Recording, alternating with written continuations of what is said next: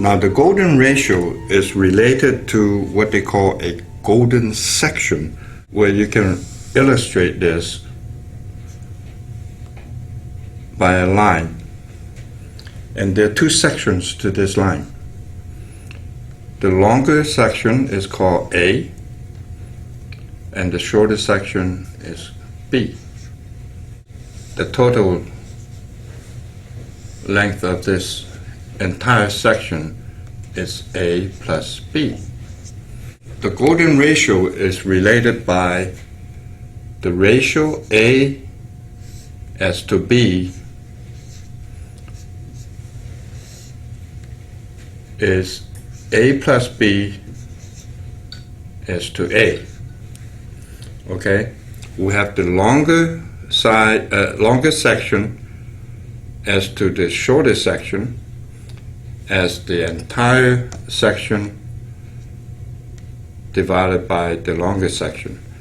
And this ratio is referred to as phi. This ratio is approximately equal to 1.6180.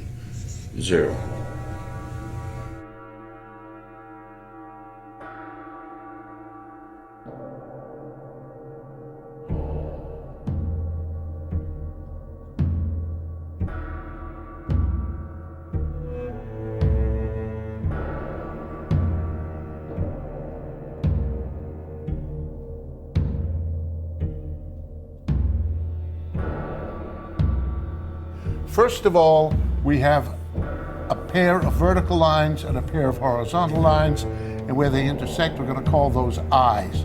Those are implicit. So those eyes relate to one another horizontally and vertically, and on the diagonal, they divide this in half. And if we divide this horizontally to establish an echo of that, and vertically to echo this, all of these rectangles have the same proportion as the mother.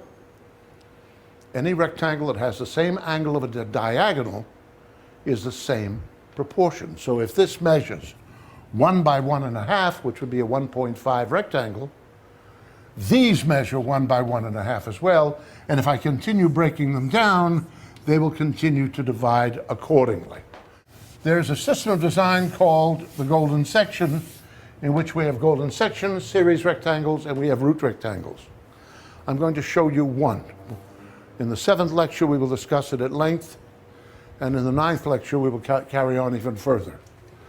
But it consists initially of taking a square, finding the half, and swinging that down with a compass, and establishing a rectangle that has the proportions of just about the whole of nature inherent in it. I don't know that I'm going to draw everything slightly distorted because I want to stay out of your way so you can see what I'm doing. These calipers are calibrated on the ratio of the whirling squares. And if I open this up this way, that pretty much does, did I do something wrong? That pretty much gives us the square and the ratio. Do you see it? If I take the diagonal of that, and I intersect it at 90 degrees from a corner, and I bring that vertical down at that square, because that will give us that division again. There it is. All the bones of my hand are based on that ratio, and the rest of nature is.